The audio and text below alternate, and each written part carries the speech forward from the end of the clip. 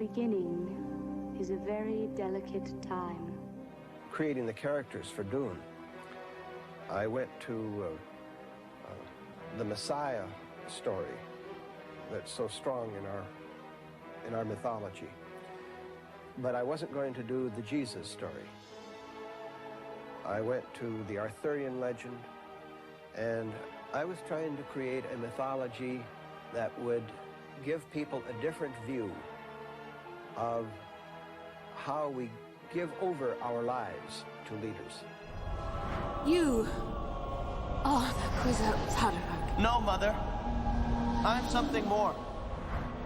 I'm something unexpected. I am the fulcrum, the giver, and the taker.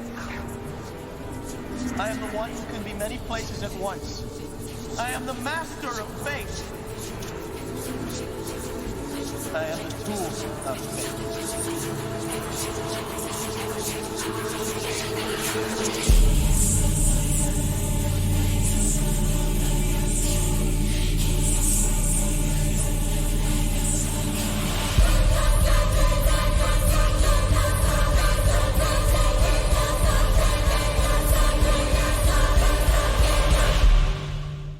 Welcome to The Weirding Way, an exclusive Dune podcast to Patreon only. I'm your host, Jamie Prater, and I'm joined by my co-hosts, Mr. Patrick Green and Andrew Jackson. How are you guys doing this evening? I am doing well. We tried to go apple picking today, and I don't know if either of you have had this experience yet. Probably not, but we've been apple picking now twice this season, and it has been like fucking Lollapalooza both times. I don't know what. I think it's because COVID. Don't go on Sundays, number one. Maybe it's that we're going on weekends. That could be part of it. But it really feels like just something went crazy this last weekend with apple picking. And I have to say, it was not worth it. Like it was like not enjoyable. But we got to, we got to see friends. We got to go, and we went back to their house for pizza afterwards. And so we got to do that. But it was like the line to get in to pick apples was like out to the highway. It was absolutely crazy. So did you wait and go? We waited until it started raining, and then we were like, I think we're done. I know someone who makes really great apple pies that could probably do it next week. Oh, when you're visiting over here. I'm visiting do it, Patrick dude. We'll take and Drew next week, everybody. Yeah. We're all gonna hang out next week. I can't believe That's right, because by the time you guys are listening to this, let's see, the 20th. What day is that? Is that Thursday? No, that's Wednesday, right? Yes. That's Wednesday, yeah. Scientists. So I will be on the East Coast then. How cool is that? We're gonna have so much fun. And so Drew, tonight, how are you doing, man? I'm fantastic. I was since last we taped, I went to Jamie's hometown of Chicago to visit my wife, and that was great. Got to be there for the marathon, which is one of my favorite things to see in the city. So yeah, things are well. Now back here in New York, just me and the cat. Yeah. Where is her show in Chicago? Like what theater? It's at the Niederlander. Which I believe used to be called the Oriental. Oh, they changed the name? They sure did. They changed the fucking name. It doesn't say the Orient. That's been there for. I know. It's better than the Dunkin' Donuts Coliseum or something. Let's be clear, The Niederlander. Yeah. That name, the Oriental name, better be up on that fucking marquee still. I'll be livid as a Chicago. It is. But whatever. I'll go ahead and ruin it for you. It is not. Oh my God. That's an outrage. Just have used like my Kubert shirt. When he swears there's just like ampersands and things that come up. They could have used that and just had, Oriental, but not quite as racist. Nice ruined. Right? Goodbye. Yeah. I'm so sorry. That's all right. Well, I hope that's a great theater. I've been inside. It's amazing. Yeah, it looks great. So tonight we are here to discuss David Lynch's Dune, which was for me, and I don't know about you guys, it was the entryway into the mythology and the story of Dune. That's the film that I saw when I was very, very young and was taken by it. So that's what we're here to talk about. And also towards the end, we're going to discuss our anticipation for Denis Villeneuve's Dune, which opens in a few days, honestly. And before we get into it, we should point out the reason why our other co-host, Reno, is not here with us tonight is because he's watching the fucking movie right now up in Canada, having the time of his life, and we can't be there to watch it with him. But he that's why he's not here tonight. He's getting to actually see the film. It's pretty exciting. Very exciting. Pretty jealous. Not the David Lynch film, I should be clear. The Denis Villeneuve. Oh, that's his favorite version. Yeah, he loved it. When we said we were going to do an episode on it, he was like, I maybe will not be there for that one. We're like, okay. But I'm curious for you guys. We did a frame rate on this a long time ago. I No, think it's we been long didn't. enough that we've. Yes, we did. No, we did not. We did not do a frame rate. Yes, we did. Yes, we fucking did. Yes, we did. Keep This going. is so easily. Also, this is being listened to by the only people who would know if we've done it or not, because this is a Patreon. Well, we've done so show. many. I We have forget. done a lot. I know, but the reason I know that is because in preparing for that frame rate episode, I finally watched the full movie beginning to end for the first time. I had never seen it before that, all the way through. So my history with this movie is comparatively really, really recent compared to both of you. And I figured because Drew, you weren't there for that frame rate episode. Oh, there it is. Which Okay. did have Jamie. There you go. Now he's able to concentrate again. Yeah. Because you weren't there for that. Can you give us like some window into where this sits for you, like where you first came across it? Were you were already a Lynch fan before this, or what? Yeah. No, this is actually it is both my entry point for Dune and David Lynch. Wow. So I saw this movie, God, I was like maybe like 10 years old.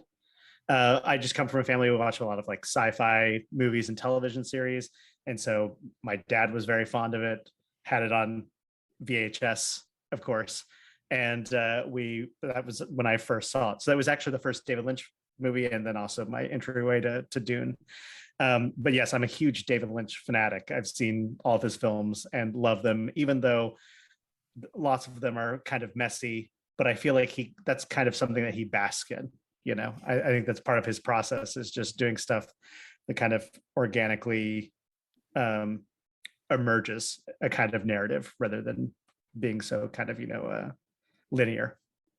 He embraces the mess. We can definitely. Oh my say gosh, that. loves it. So after this, you saw this first in terms of Lynch, and Yeah. then did you go back to like Eraserhead, or did you where did you go next with his film output?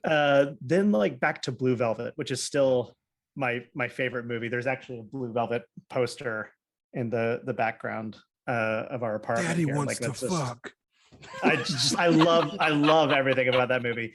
I also just really love the score. Like Patrick, I'm have a music background, so like Angelo Badalamenti's scoring for a lot of David Lynch movies, I think, is just absolutely impeccable. But yeah, I love Blue Velvet, love Mulholland Drive, Inland Empire. I'm just kind of a sucker, and like Twin Peaks. I love everything about Twin Peaks. We got to do one on we should do a Mulholland Drive frame rate and have Drew on for that. You don't guys like that can movie? It's not that I just don't think it's not about anything. It doesn't go anywhere. It's just it's interesting. Sure. Yeah. Now Yeah. I love his earlier films. Hang on. Yeah. I love how people listening to this episode, if they haven't seen Blue Velvet before, will just think that that Jamie cut Drew off to say, "Daddy, I want to fuck," and then Daddy wants to fuck. like nothing happened. Anyway, Jamie, go ahead. You like No, his early stuff? I have a pretty good relationship with David Lynch. I love a lot of his films. I'm definitely more of a fan of his earlier work. Honestly, when I first saw Dune, I didn't know that he was the director, but I was very young. So by the time when I was getting older and I started going to college, to film school, then I'm like, oh, David Lynch, Eraserhead. And then I started connecting all the dots. My favorite of his is The Elephant Man, which is his most coherent. It just has the most heart. Not that his other work isn't interesting, but he has a lot in common, in my opinion, with Cronenberg. They have a similar sensibility. Cronenberg's a little more coherent, even though he isn't at the same time.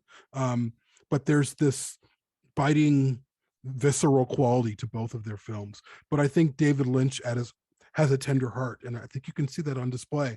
But I also think his sensibilities are very non-linear and abstract, and you can see that in his work as he gets older. The older he gets, the less coherent his films get, in my opinion.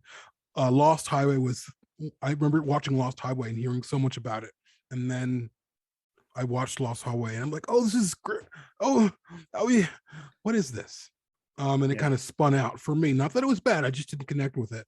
But I am a huge fan. I think that he is a profound filmmaker. He has a profound footprint in the history of cinema, in terms of his aesthetics, which you can see full display of in Dune. He's just an amazing director, and I hope he continues to work. I haven't heard many people make that comparison before, but I think it's 100% accurate between Cronenberg and Lynch. I really feel like they are two sides of a coin in a lot of ways. It could be because Cronenberg is from Canada and David Lynch is from the Canada of the South, Montana. So there's kind of a connection there. But I feel like they both revel in this a sense of discomfort for the sake of discomfort, right? Like they're not afraid to make you very uncomfortable as a film viewer. In the case of Cronenberg, a lot of the time it's uncomfortable physically because of body horror and because of just really kind of scary concepts. But with Lynch, it's something a lot more incipient than that. With Lynch, there's this, he has almost a peerless ability to capture a sense of actual horror on film, which is funny that nobody calls him a horror filmmaker. Yeah. And even the moments that are really scary, like moments in Mulholland Drive or Twin Peaks that really get under your skin, those moments, they don't necessarily come across as horror because they're not, there's no like haunted house or slasher or something like that. Like there's not a lot of the sort of the familiar trappings of it, but the ways that he uses the camera and the ways that he uses sound, and really more than anything, the way that he uses frame composition, to me feels like real horror. Like there are moments in his work that just like never leave you when you see them the first time. And I think, Blue Velvet has a number of moments like that too. I think Eraserhead does. I think that The Elephant Man, to me, Jamie, I agree with you, was a great example of Cronenberg at his most digestible. It feels a lot more like a sort of a typical movie. Lynch. It's interesting. What did I say? Cronenberg? Mm-hmm. David Lynch. I would watch that too, though. I feel like it's more digestible and it's more sort of conventional in a lot of ways, but it still feels like him. To me, Dune is in some ways even more conventional as a Hollywood picture than Elephant Man, speaking of David Lynch, because it does all these things that we expect movies to do, right? Science fiction opera is like one of the most well-established types of film out there, right? And when you watch Dune, it starts with Irulan's narration, right? And it feels like the opening scroll of Star Wars in a lot of ways, right? And then we're introduced, sort of one by one to this procession of, these are the planets we're going to be talking about. This is Caladan. This is where they're going to go to. Here's the guild coming in. Check out this fucking alien driving the ship. We get all of these little conventions of things that we're used to, and it kind of registers as a conventional movie. And then it just doesn't end there. And I think that's something that I want to learn from you both about tonight, as people who know the movie better than I've seen the movie a couple of times now, but I'm not an expert in it by any stretch of the imagination. I think that it'd be cool to unpack like why that is, like where Lynch steps in and says like the source material isn't working for this context. I'm going to make it my own. I have to say, having now read the book finally, and absolutely adoring the book. I really, really loved the book, and it really delivered for me. There are huge differences between the two that I'm aware of. And I know that is part of why Reno is upset about the Lynch film. I think, sure. But what I was surprised about, though, is the types of differences, because in terms of plot points and the procession of them, it's actually very similar to the book. Yes. The order of events, right, is pretty similar. But the ways that those events land, especially with Paul's like ascension towards the end, is just so different, because it's so clear that Frank Herbert was saying something very specific with that, which is that like this blind messianic worship that we fall into over and over again isn't necessarily the one that we should be falling into over and over again. Whereas the movie ends with him basically becoming, God, and it's interesting. So it's something tonight. It'd be fun to talk through that a little bit, and to hear from you guys as people who also probably know Lynch better than I do, sort of where that push and pull is and where it lands. But it's an amazingly crazy movie.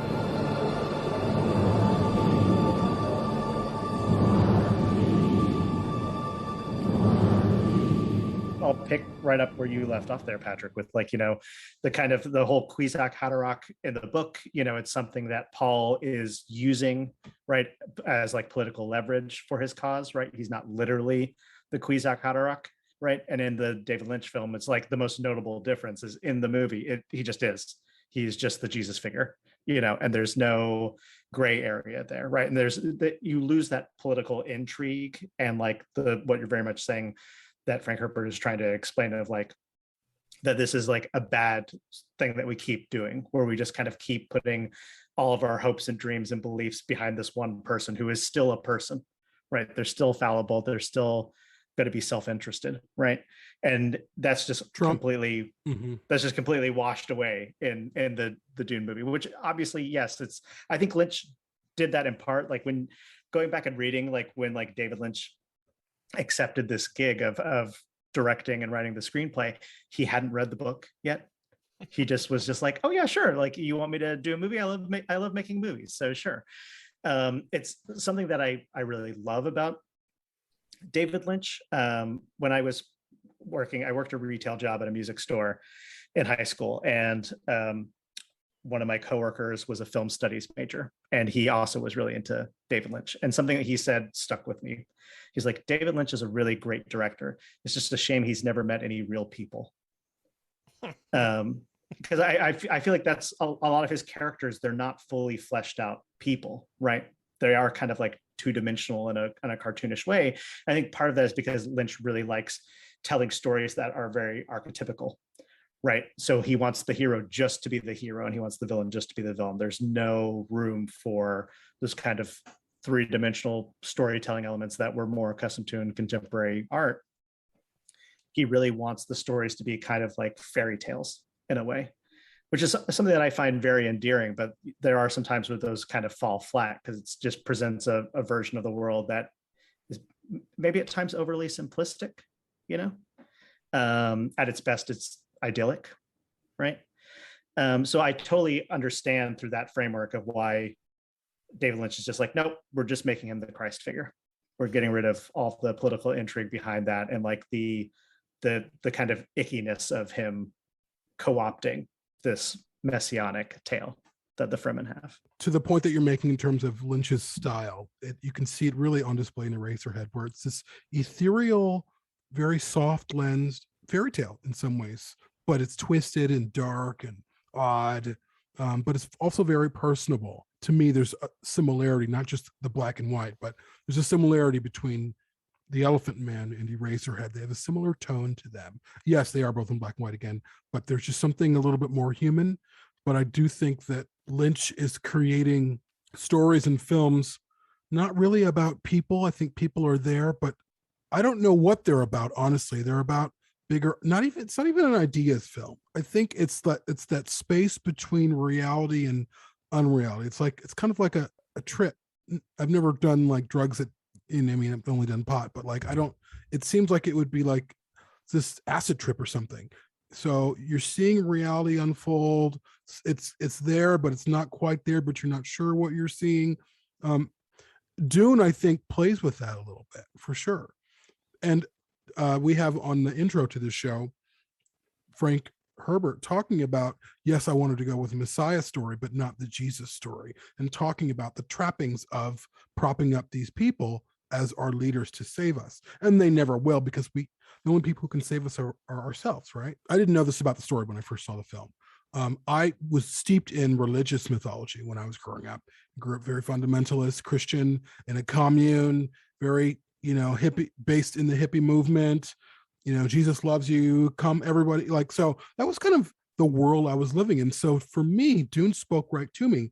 Actually, as a sidebar, and that's one thing when you've mentioned before, Patrick, where you're like, yeah, I just don't do fantasy. And I think fantasy speaks so loudly to me because it reminds me of the mythology that I grew up with. Certainly Lord of the Rings, really good fantasy will do that, where it's a Messiah story or it's a story of an ascension of a leader, of a myth, of a legend finally coming, of a prophecy. Like, that's all the Bible is, are prophecies and myths and legends and stories and parables. And so fantasy speaks really loudly to me because I've kind of left all of that religious mythology behind, but I think that there's truth in the stories that people tell. I think that there's Frank Herbert was onto something, much like many authors who preceded him and came after him are onto something. The prophets of the modern age, where they're telling us a story, they're giving us a warning, much like we talk about with Blade Runner. Blade Runner was a warning to the future, and now here we are, and a lot of it is true. And Blade Runner 2049 is a warning to the next future. And we've already seen shades of that happen as well. So I think for me, the way Lynch told this story worked, that kind of dream space technique that he uses. And again, I didn't know that the way he told the story, Paul ended up being the Kwisatz Haderach. I was like, oh, this is great. It was powerful. And then at the end of Dune, you see him yell at a very dead Fade Routha, and his chest plate cracks and the ground cracks. And I'm like, whoa, this is powerful. Like, it moved me as a child, especially as I was still steeped in religion. It was just speaking the language that I was brought up in. You know, like, wow, this is true. And like, look, another story of Jesus. See, you know what I mean? Like, it was just solidifying the stories that I'd been told as well. Again, now knowing that wasn't the intent, that Frank Herbert had a different idea, I get it, but I still think Lynch's film is very powerful. It's just a different iteration of what Herbert wanted to tell. And I don't know if that is necessarily a good thing. I think if you're going to tell a story that's based off a book, you better fucking love that book. You better have read that book. And that's a problem that we've seen in films before. I was talking about Batman earlier with people, and there are a lot of directors who hadn't really read the comics. They weren't really big fans, but they were going to direct a Batman show, or a Batman series of films, or whether it's Tim Burton or Christopher Nolan or Zack Snyder, all these variations of people who weren't really fully aware of who the character of Batman is. Now, there have been very different iterations of Batman in comics. Bringing it back to Lynch, I think it was important that if you're going to tell one of the biggest selling stories of all time, you better fucking know what story you're telling. Yeah. And I just think it does the story a disservice. Now, I do think the film is successful. I know that Reno hates it. I still love it, even though it's cheesy. I just want to say, you're throwing so much red meat to the Batman superfans on this episode right now and pulling it right back by bringing that fucking movie up. I just want to say one thing before I know we're going to move on, but I want to say that Matt Reeves studied screenwriting with fucking Jeff Loeb. And if that doesn't tell you everything you need to know about what a type of a Batman aficionado he is, then like, I don't know. I mean, it's in such good hands, in my opinion. Who knows? I could be wrong. Yes. Getting back to Lynch, I'm going to wrestle this back again, although I want to talk about Batman now. So there's a lot of things in both of what you said that I want to take time to unpack, and I think we will as we go forward. One of them, though, is that we're talking about something that I think happens a lot in franchises that we love, which is that you reach a point where somebody has one vision for something, and that vision might contradict the vision that we hold in our hearts and we kind of expected when we went to go see it. And then fandom has this moment where we wrestle with that. Like, is it okay that this is a different take on a universe? An example of a really successful one is Blade Runner 2049, which I think, obviously we've talked about plenty of times before, but that's a very different movie than Blade Runner, and in a lot of thematic ways it's similar. And of course, like from a storytelling standpoint, it's cohesive with it, but it's aesthetically very different. It takes a lot of liberties with, some of the expectations people had. And it's because, after 35 years, people who loved the first film deeply knew what kind of a next Blade Runner film they wanted. And it was going to be in a rain-soaked Los Angeles, and it was going to be a film noir. And what they got was something much more expansive and bleak and different than that. There was kind of a wrestling with, is this working or is it not working? The reason why I think fandom basically, across the board agrees that 2049 worked is because at its heart, it's saying the same thing. It's saying something of a piece with the first movie. So even though it might look and sound and feel pretty different, it's still saying something cohesive. What's interesting with the Lynch film is that it is really fundamentally saying something different from the book. And that's something that if you're okay with that, that's not going to bother you whatsoever, because I agree, Jamie, what you're saying. The Lynch film says very powerful things about very powerful symbols, right? It says a lot of things about what messiahs mean to us, and it says a lot of things that are really, profound, but they're just different things than what Herbert was saying with the book. And with the book, you got very much a sense that Herbert was kind of plumbing through, culture and anthropology for eons and saying, like, what are some lessons that have emerged from this? Like, what are the circles we keep getting trapped in? And writing a book about that. Again, I'm going to be distracted, but our partner Reno just got out of the screening of Dune and texted us about it. I'm going to not look at this, but there's a lot going on in my head right now. So all that is to say that I think there's an interesting, problem that we're going to continue to come up against as more and more of our beloved franchises get revisited throughout, our lives, which is it okay when somebody has something different to say? And so I guess Drew, I'm curious from your perspective as somebody who knows the books extremely well and the Lynch film. Are you okay with him saying something different with the movie? I am. So I feel like this is probably a place where like Reno and I are just different fans of the thing. I for one, you know, I think there's transliteration that happens just by virtue of it being a different medium, right? Like this isn't anything like the book, it's a movie, right? And so even though it's based on that source material, you know, you have to think about like the conventions of film versus the conventions of fiction, right? Like you have all the time in the world as an author. You can put as, you know, these are just pages made out of, you know, paper that you just can get from a variety of trees, right? So there's really no end, right? Whereas like we know David Lynch's original cut of the movie is around like 4 hours, and the studio was like, it needs to be 2 hours. It just needs to be, right? So I totally understand him paring down the story and making things less complicated, because he's telling it in a medium that definitely does have people have a bladder, right? And we need to like not have the movie go so long that people like have to get up and leave and go use the restroom and come back, right? Unless they're wearing a still suit. If they're wearing a still suit, they're gonna sure, be great. Sure. You pee right in that thing. With my fandoms, I try not to be too set in stone with just wanting them to be translated into a different medium, right? Like the MCU is a great, for instance, big Marvel comic fan. It didn't bother me at all that like Hank Pym has nothing to do with Ultron's making in the MCU, even though he's like the essential maker in the comics, right? Because I'm just like, oh, I already know that version of the comics. So I'm happy to see, oh, what if it was based on Tony Stark and Banner? Like, what would that look like? And it's a totally different character, just has the same name. But I try not to, you know, kind of check boxes with like a list. I'm just like, you know what, I'm going in, I'm experiencing something that's based on source material that I already love, but I'm totally open to someone telling it in their own way, right? I think it would be a bit weird if filmmakers just were like, oh, I'm literally just taking what's on the page and I'm putting it on a screen, right? Because that transformation is completely different, right? Like the book doesn't even exist in time, right? And films are really all about like it is a moving picture, right? Like it is experienced in a linear way by the viewer as opposed to the reader, right? So I'm totally open to those kinds of transliterations, and I often find that they deepen my understanding about the source material, because I'm like, oh, it's still Paul Atreides, but we're missing this part of him kind of being politically motivated, and it's just like, oh no, he just is like this messiah figure all of a sudden, right? It's a very different Paul Atreides, but there's still that essential kernel of the character there, and like his love for his family and his house that he's seen destroyed before him, and that's still there, right? So I actually find those kinds of differences really interesting. Jamie, before I pass it off to you, I just want to point out, you know, Drew, you mentioned the first cut was 4 hours. The studio said get it down to 2 hours. Final runtime is 1 hour 37 minutes. You know what movie that has a 1 hour 37 minute runtime? I'm gonna guess it's a Venom movie. No. Venom 2. Aliens. Aliens Oh! is the exact same length, and this came up on our last PO episode. Yeah. No, Aliens is 2 hours, Okay, Patrick. 1 hour and 37 minutes. The same exact length. Aliens, the theatrical cut of Aliens is 1 hour and 30. Well, the special edition might be 1 hour and 37 minutes. One of them is 1 hour and 37 minutes.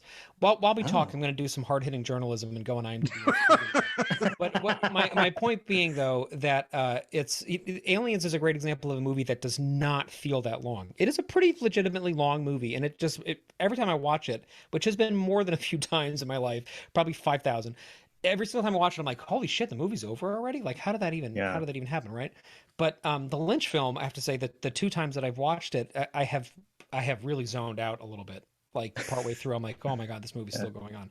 I find that it drags for me as a film goer. That being said, I think that, well, you know, Drew, you bring up a lot of good points about the Villeneuve film too, which is of course going to be the same material broken up into 2 movies, which I think will let it breathe better, you know. But I guess before I go further though, Jamie, I want you to have a chance. Like, does it bother you that it's different from the book, or is that something you kind of embrace? Again, that's my first experience, and it was a powerful one as a child, so it doesn't bother me. To that end, the films that I can talk about that depart from the book a little bit is Lord of the Rings films, which are incredible films that are well loved by everyone, hardcore fans of the books, and they completely remove characters. And film 2, The Two Towers, which I just watched the 4-hour cut last night, I think it's Faramir, who is entranced by the ring, and in the books he doesn't do that. And that was a very specific change they made to his character. But you know what? And people had a little bit of an issue with it, but the films are so good, people gave it a pass. Your question, Patrick, it's interesting because in one sense, I love what Lynch did. At the same time, he changed the narrative of Herbert's book. And I don't know if he should have done that. I don't know if the studio should have done that as well. And that's a different thing. It's one thing to not include a character or to change some things here or there for time or whatever. He changed what Paul Atreides is and who he becomes. And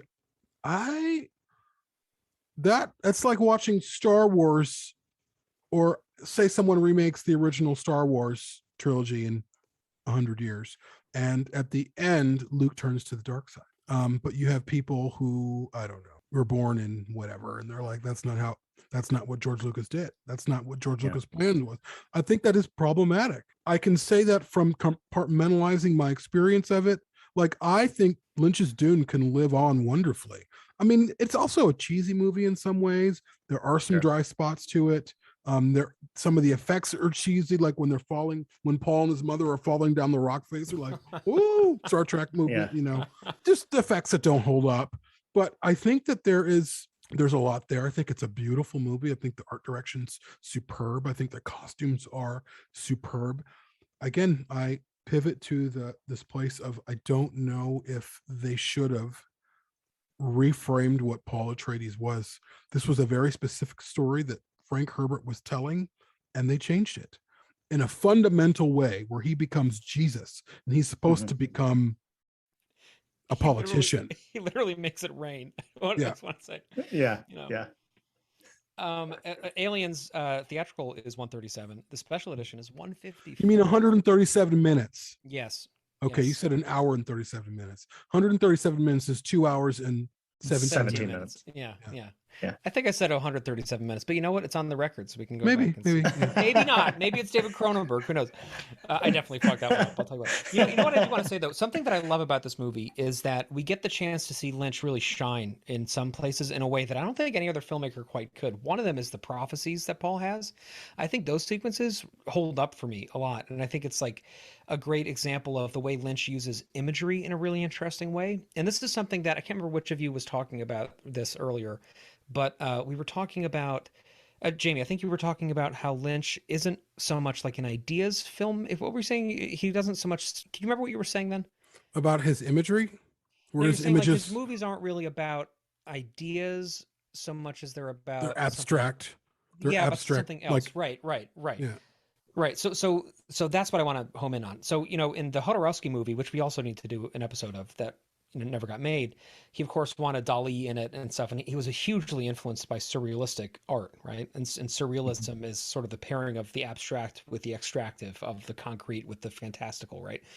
Lynch's movie to me reads kind of surrealist in that way. And I think in general, as a filmmaker, a lot of his stuff feels very surrealist to me, because we're seeing things that are like recognizably normal, like a diner, right? But it doesn't feel like it feels like a diner in some parallel universe where for some reason everybody also speaks the same way we do and looks like humans, but it's like clearly not actually our world that we're watching.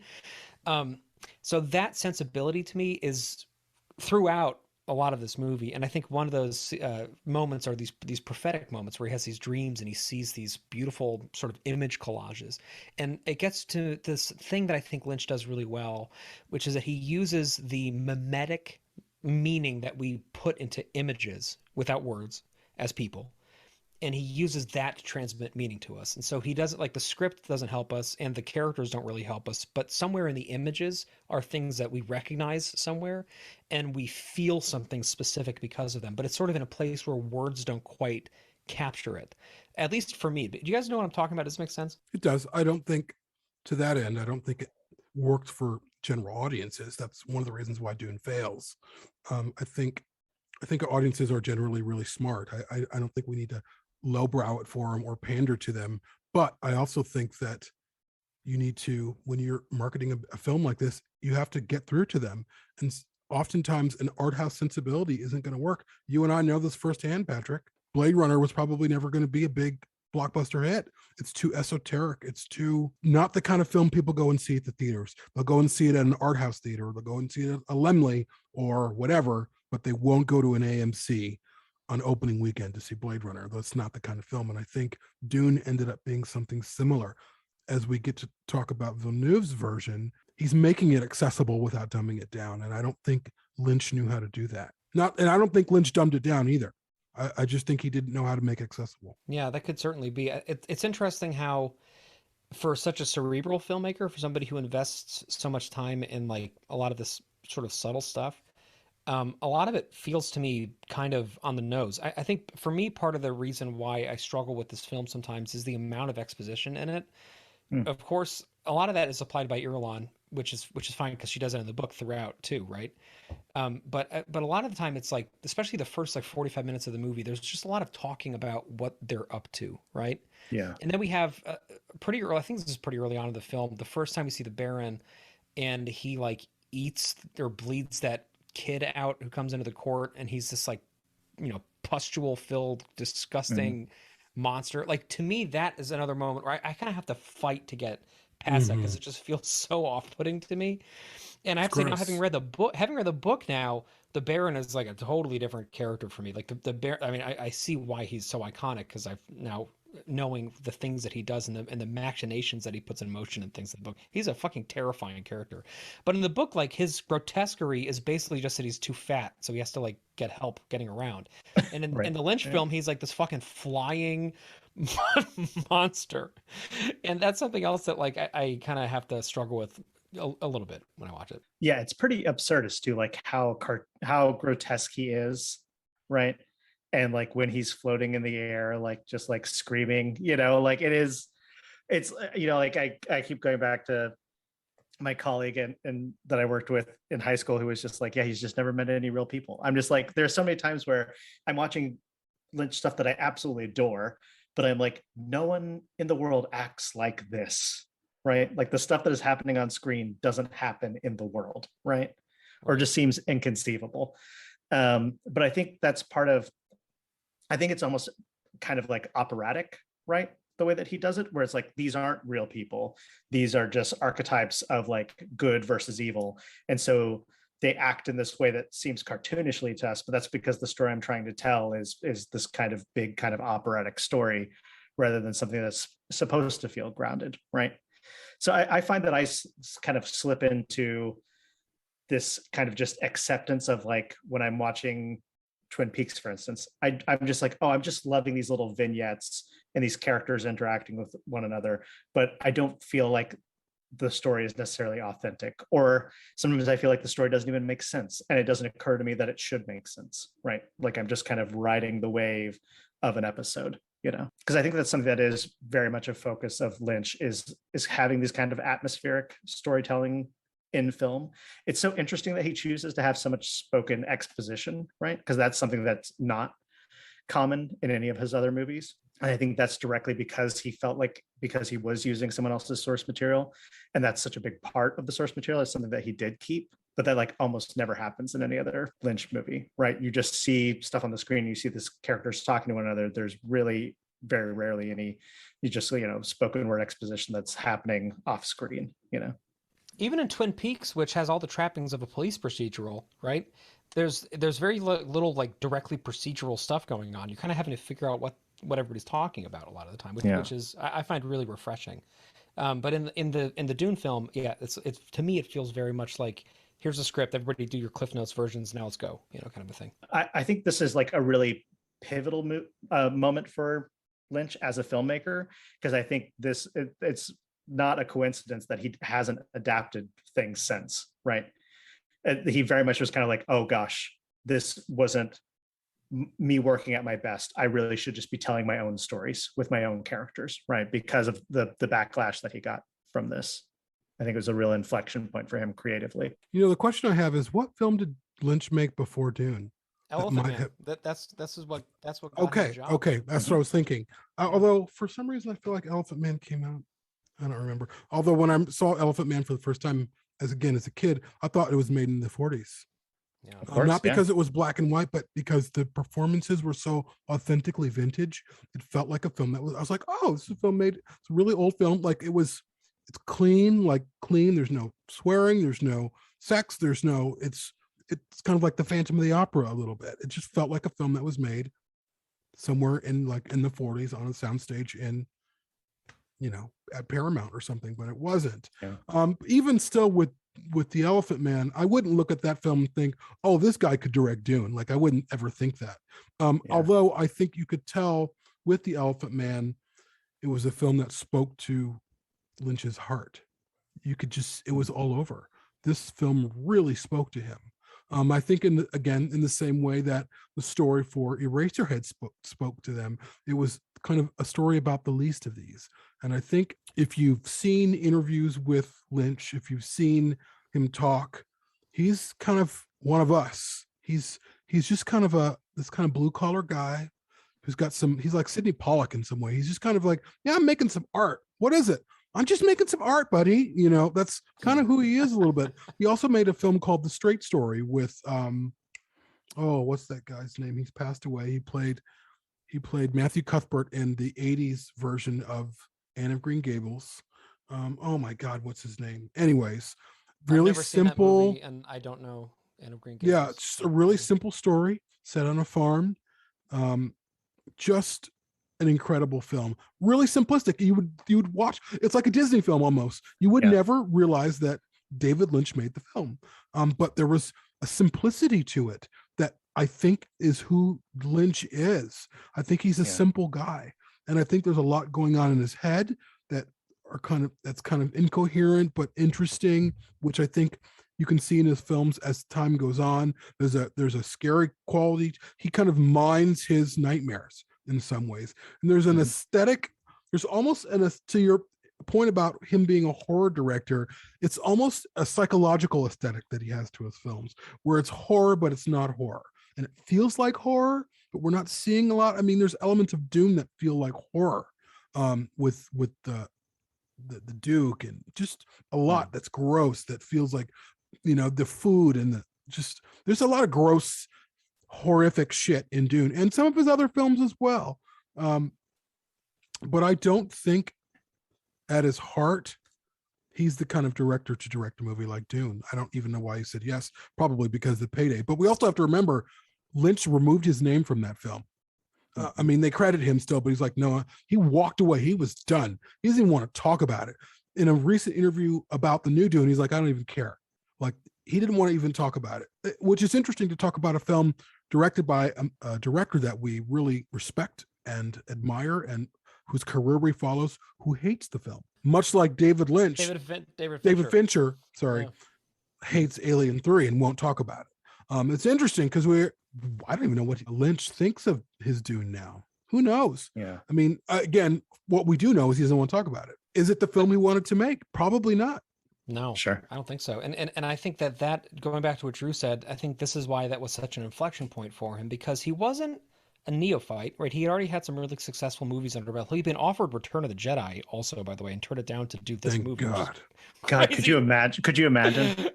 I want to I just want to take a peek into that multiverse and just see what that looks like, Yeah, and then close it again and be like, okay, we're yeah. Be like, no, I'm gonna go back to mine. Can you imagine his Jabba the Hutt? How gross that would be. Baron Harkonnen is Jabba the Hutt. I feel like what's interesting though is that this was at a point in his career where he was established, but he wasn't a household name yet.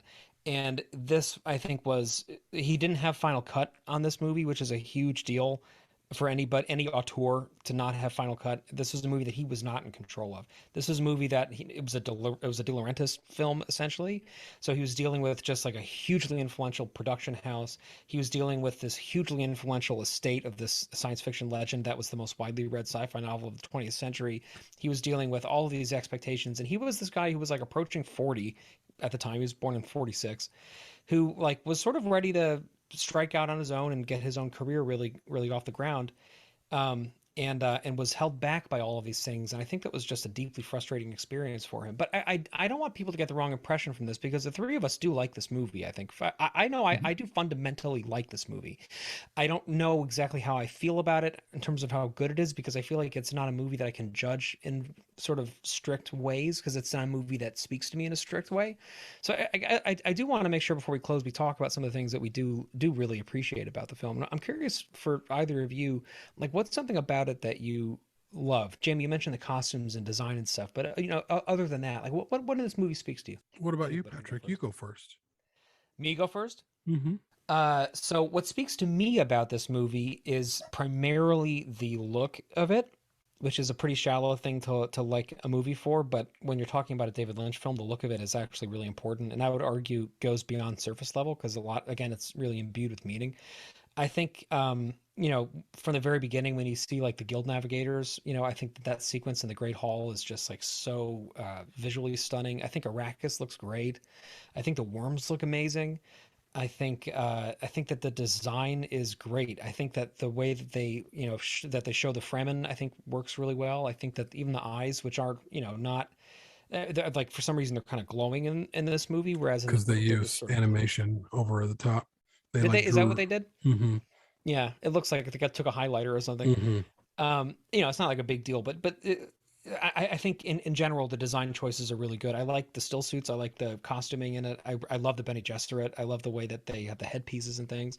I think that when you see the ways that he plays with a lot of the book, I have to say now, having read it, is wonderfully unclear on a lot of details, like great fiction often is, right? Like like when they're talking about a suspensor lamp in the book, they're not like, it was 12 centimeters tall by 4 centimeters wide. It had a rectangular base and an oblong top. It was, illuminated by blah, blah, blah, because like we were talking about in the previous episode, it's not a hard science fiction. It's not science fiction that has to say, because of the ion propulsion system that was keeping it elevated at exactly this, this distance from the ground, etc. A lot of it is sort of exists in a dream space, and so as you're reading the book, your subconscious is kind of filling in a lot of details, and a lot of details that look sort of biblical, like a lot of very old. And in the movie, I think gets at that. The movie is, we're seeing one of the great imaginations of the 20th century, David Lynch, imagine what Dune would look like, in conjunction with a lot of really talented people.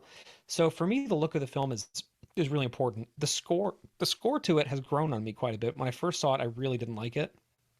But since I've listened to it more, it's really sort of grown on me, especially the music in the second half of the movie, I think is really strong.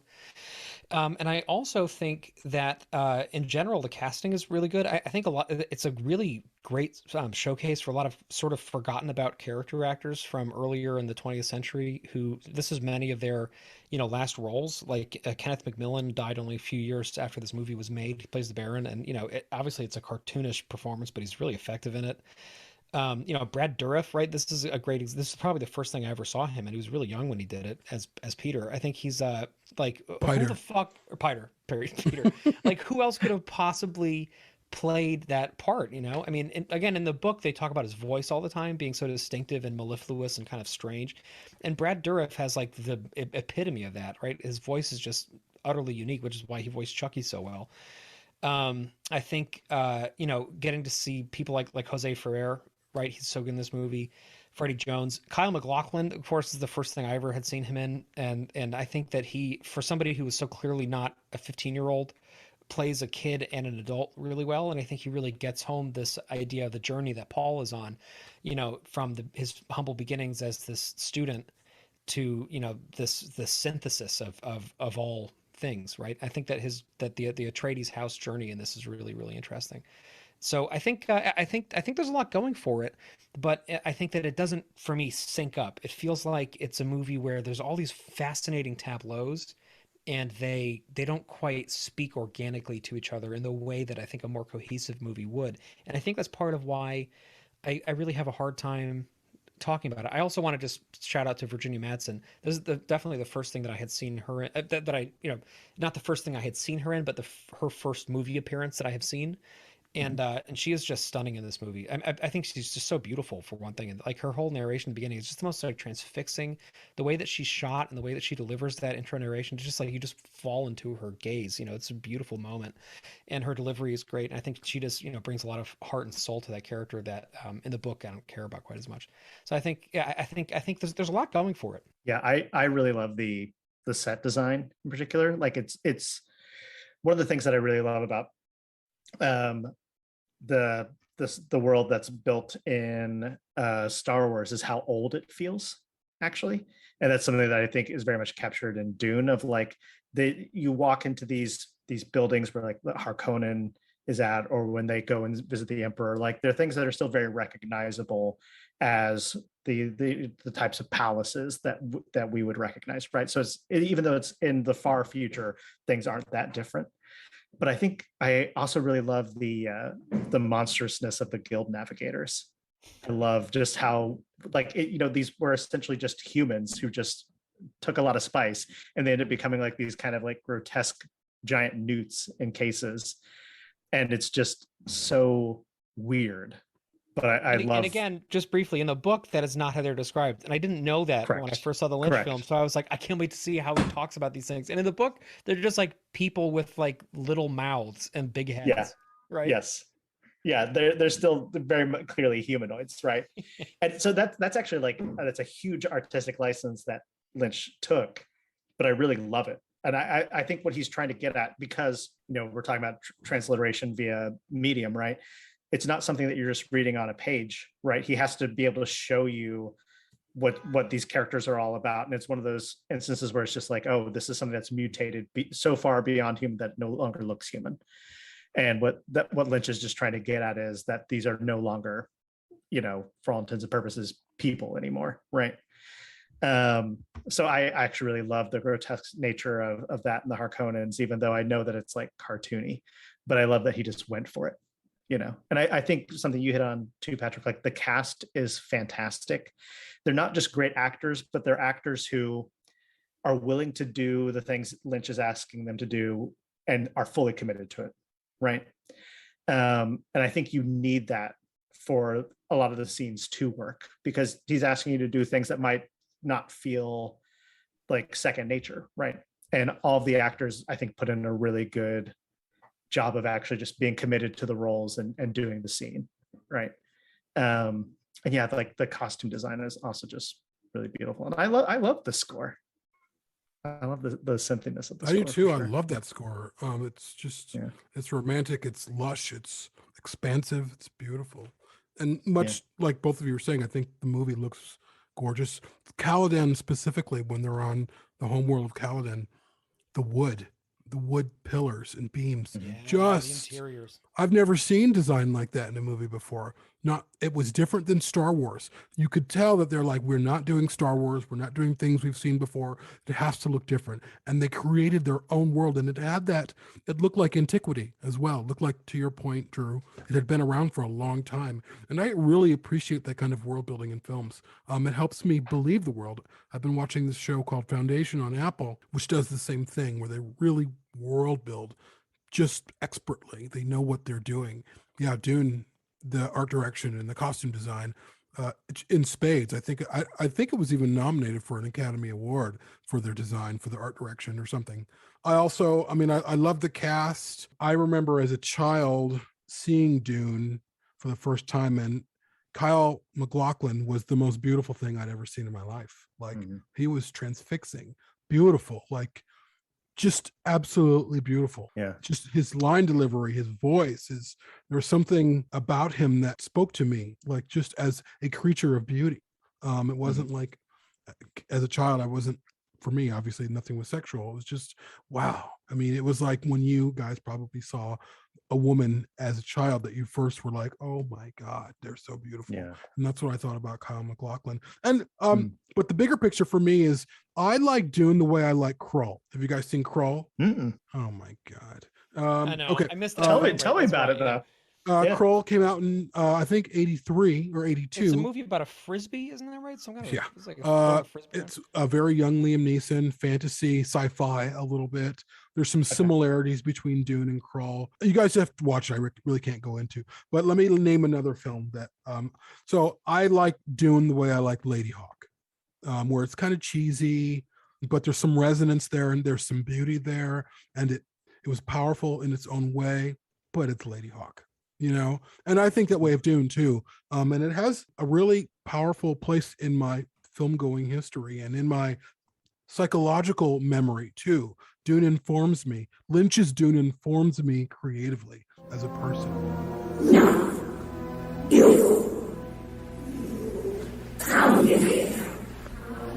She's using the voice.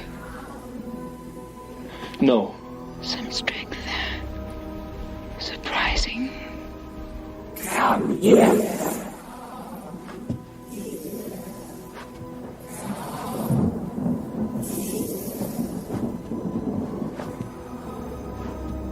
love it. I do. I love it. And all its cheesiness and all its trappings, and sometimes as fake as those sandworms look, which legend has it, those sandworms were then reused for what was that?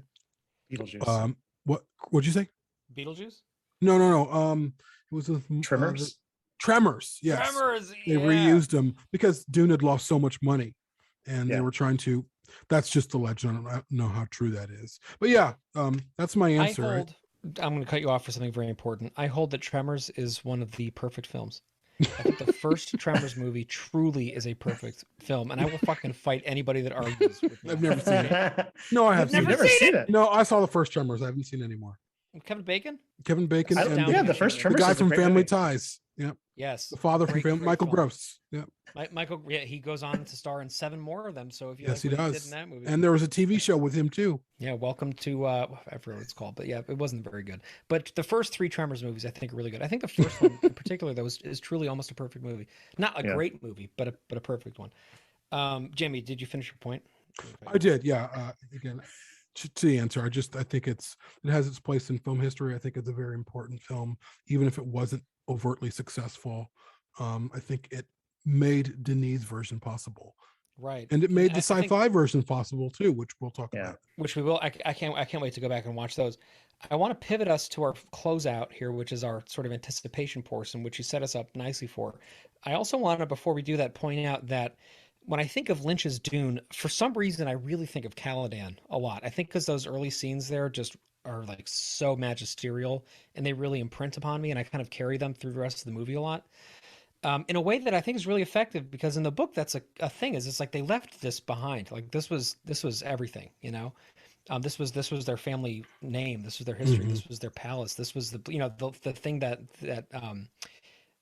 I don't know if I'm going to spoil things in the book or not for people, but one character who's very important who dies, about halfway through the novel, the last thing he sees in his head is an image of a kite flying on Caladan in the blue sky, and it's one of those moments that just like hits you really hard because you realize like what it meant to leave that place for them. Mm-hmm.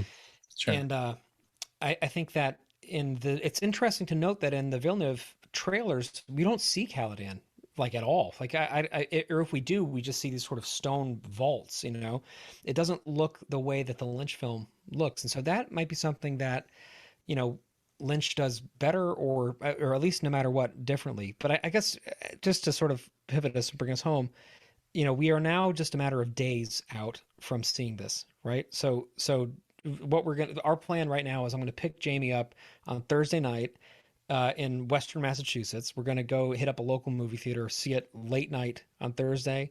Going to come back, going to go meet up with Drew and some other friends in New York City. Over the weekend on Saturday night, we're going to go see it there in Lincoln Square. Extremely excited about that. We're going to have, these event moments together seeing this movie because it means a lot to us. This is a movie that so many people have reached out to me about wanting to go see it together, wanting to like put something on the calendar to go check out a screening later in the year. Like this is something that people are talking about in a way, and for me, they haven't been talking about since Blade Runner 2049 came out, where it's just like everybody is sort of agreeing that we have to see this, like that we need to see it in movie theaters. when 2049 came out, of course, we hadn't been shut out of movie theaters for the better part of a year. But for this thing, like for many people that we've talked to, even Jamie on our text thread earlier with show staff, some people haven't even been in movie theaters since COVID yet.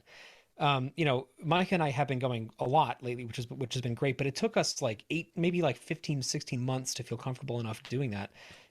So we have been out of theaters for a long time, and the arc of the release of this thing really mirrors the arc of our return to civilization, because this was supposed to come out a year ago, and we were ready for it. This movie was done. It was wrapped. It was in the can. There was a release date. And then it was pushed back. And then it was saying, that we're going to put it out in May, but it's going to be just on HBO Max. And Denny wrote that famous letter now, like this open letter to the public saying, you can't let this happen. Like the studio can't let this happen. This is something that needs movie theaters, and we will push it back as long as we need to push it back. But you need to see it in a movie theater, which again, I just adore. And I think is a wonderful antithesis to what Christopher Nolan did, which I think is still to this day unforgivable, in putting Tenet out in the middle of the pandemic when there was no vaccine in theaters exclusively, which felt so reckless to me. I think that this is like somebody who has such respect for movie theater going and such respect for the cinematic traditions that we hold dear, and said, we will give this movie the time that it deserves, because if there's one thing you don't rush, it's an adaptation of Dune. If there's one thing you don't want to half-ass, it's translating one of the great works of art of the 20th century to the screen for people who have been waiting for it, many of us for much of our lives. So, I'm just saying all this to sort of commemorate the fact that we're sitting here, days out from physically together going to see this movie in theaters. And that makes me really happy, because you are two of my favorite people in the world. And I'm going to get to share this with you. My wife's going to be with us. Like we're going to have this communal experience of going to a movie theater together, and then talking about it and staying up late and having fun. So from a personal standpoint, that's on my mind a lot right now. That this feels to me like old normal life a little bit. And that's really, really making me happy. But as a fan of science fiction and a fan of Denis Villeneuve and a fan of Dune now, I think officially I can say I'm a fan of Dune, as after having finished the book and having talked so much with you both about it and with Reno. I feel like I am just beyond excited for this movie. And I feel like I'm, about to experience something truly special. And I'm, of course, I don't want to bring it up too much, but going back to 2049 when that came out, and that feeling of holiness, almost of this like sacred ritual of watching a great work of art unfold for the first time, that feeling that, you can ascribe to whatever you want, whether it's a feeling of like religious epiphany, or a feeling of, musical epiphany, or a feeling of just transcendence, or a feeling of a really human moment. These films give us opportunities to share those moments together and to bring the meaning to it that we bring individually. And I'm just excited to share that moment with both of you, and with my incredible wife who's studying behind my head right now, and with all the people who, are going out there who listen to this show. Like, we are in this together. So when you're all in theaters or at home watching this thing next week in North America, or for those of you who have already seen it, you've already had this experience. But for those of you who are about to see it, think of us too. We will be thinking of you. I promised you that. You are all in that theater with us next week. I'm going to look to my sides, and I'm going to imagine all these friends that we've made through the years who listen to these shows, who support us. Like, you are, if you're a Patreon subscriber, you are like the inner circle of people who we share this stuff with day in and day out, year in and year out. You are people who are in our hearts, and we're going to get to share this together next week. So just know that you are there with us. I mean, I think you said it the best. For me, this feels like a religious pilgrimage in some ways. Like I tell people that movie theaters are my church. They just are. I mean, that's where I go to. I will go to a movie theater any day over watching a movie at home. I mean, if I possibly can, because it demands your attention. You're also paying a little bit more, and it's just a different experience. It's you're not there to look at your phone. You're not there to go to, you're not there to go take a break or to press pause. You're there to watch a movie. You're there for the ceremony of the film. What better film to have that is a ceremony than a Denis Villeneuve film, And I can't wait. And just, again, like you guys, to be hanging out with you guys in New York City, seeing this film that's been pushed back for a year or more. I can't wait. It's going to be a wonderful time. And yeah, that's all I have to say. Yeah, Patrick, gosh, you said it too eloquently. I feel like I can't even compete. I'm very similar to Jamie. Like, I love just going to the movies. There's something so fantastic about having that communal experience. And like, being in a dark room with total strangers, but not feeling like strangers because you're all there to experience the same movie. This was about a year before the pandemic. This is one of my favorite, I tell this story all the time, one of my favorite theater going experiences. We were going to see Greta Gerwig's Little Women adaptation, which is fantastic, great film. And we're watching it with a friend of ours, Ben. Ben, like myself, is kind of a beta male. Like we're in touch with our emotions to a degree, right? In a way that a lot of, dudes in our society typically aren't, right? And so Ben was already very familiar with the story of Little Women and brought tissues because he knew he was going to cry, which I was like, very sweet. It was one of those things where I'm like, that's the moment that I knew that Ben was just a really sweet dude. So we're sitting there, packed theater because it's opening night. And there are these two guys next to Ben who I presume were on a date, and they start crying in the middle of the movie. And Ben, without saying a word, just grabbed some tissues from his tissue box that he brought and just handed them over. Like no words were exchanged at all, but it was just like, we're people in that room and we were just there to experience the thing together, and we were together, right? Even if you didn't know the person's name next to you, you were there for the ride. And that to me is the great thing about going to a movie theater, right? It's just sharing those experiences with strangers, and feeling connected. It's a beautiful moment, and we've been sorely lacking for those moments for a long time as a global culture, of those moments of communal time together, and this is one of those moments. One other thing I want to say before we close is we just saw The Last Duel in theaters, which I thought was actually fantastic. It was really good. And at the end of the movie, there's a little note from presumably Ridley Scott or his production team that the last thing that is in the final credit of the whole movie after everything scrolls up is he says this work directly it supported the livelihoods of, I think, 835 artisans, technicians, film crew, catering staff. And he said, like, basically that this was something that it took basically 1,000 people to bring together. And that was it. There wasn't any, judgment on why he was saying that. He was just saying all those names that you just saw go by made this together. And I think that is something that I want to remember while we're watching this, is that this was not only are we all around the world watching it together, but it took a global workforce to make this movie. And that workforce was working, they made it before COVID, but like the entire, global production line of getting this to theaters and getting it promoted and getting people to interviews and to press junkets and getting things on the road shows and getting, reels to theaters digitally, etc. Like that's all been happening during a pandemic. And it's something it's a reminder when we see it tomorrow to remember that we are seeing it in spite of a lot of things that could have shut this thing down along the way. And again, it's famously called the unfilmable movie. Who knows? It seems like they might have gotten it right this time, but this is a journey that goes back 50 years to Jodorowsky's adaptation in terms of trying to get this thing to work as a movie, and that failed. And then Lynch's film tried to reach for the stars, and it landed in somewhere else, but that was ineffable and interesting, but not quite the book. It has taken a long time to get. I mean, that Lynch film came out before I was born, and I'm here as a 36-year-old with kids, late 30s. And I am there like physically as like a reminder of how long it's been since this movie came back out again, because my entire life up to this point has happened after that Lynch film came out.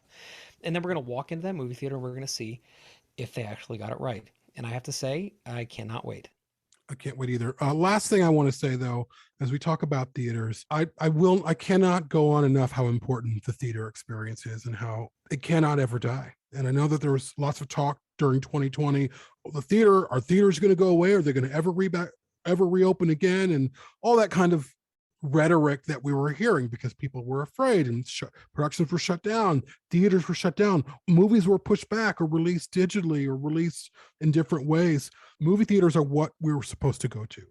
That communal experience isn't just there. Like there's something to be said about it, and it pushes us to get out with people. And some people I know, they're like, oh, I prefer it in my home, but that's not what it's about. It's about experiencing this together. My first memories of being in a movie theater were Return of the Jedi when I was a kid. It was packed with all of my friends and adults, and people were standing in the aisles in this low rent theater on the north side of Chicago. It was like a second run, and we went and we saw that movie over and over and over. And we have those memories for a reason, and it brings us back. And that's why theaters are important. And I feel like they're important because it takes us out of our own experience and it pushes us into a larger experience. And that's what the best stories do and the best movies do. And you're not going to get that experience in your home. You will not. It's not to say that we can't enjoy things in our home. I mean, there's content made for home viewing, obviously, and there always will be. But theaters are there for, in my opinion, to better the community, to better the experience as humans, because we're all strangers in the theater, but not for those 2 hours. We're not strangers. It's like we're in an airplane together and we're laughing and we're crying and we're booing or whatever. And we're this like almost this family unit experiencing this thing. You can speak to someone, you can look over and talk to someone, or all of those things that you do in a movie theater, you know, or maybe someone blurts out, "Don't do it," you know, and everybody laughs. Like, that's why a theater is so much fun. And I will always push for it. I hope it never goes away. I don't think it will. I think we've turned that corner. The box office shows that. That's why movie theaters are important to me. It's about community. So with that, I think we can probably wrap. Amen. Enjoy it, everybody. Yep. We'll see you on the other side, or talk to you on the other side once we've seen it.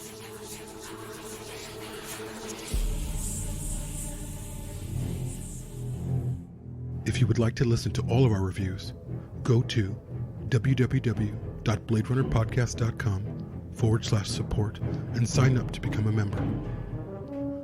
For those of you who already support us via Patreon, we thank you.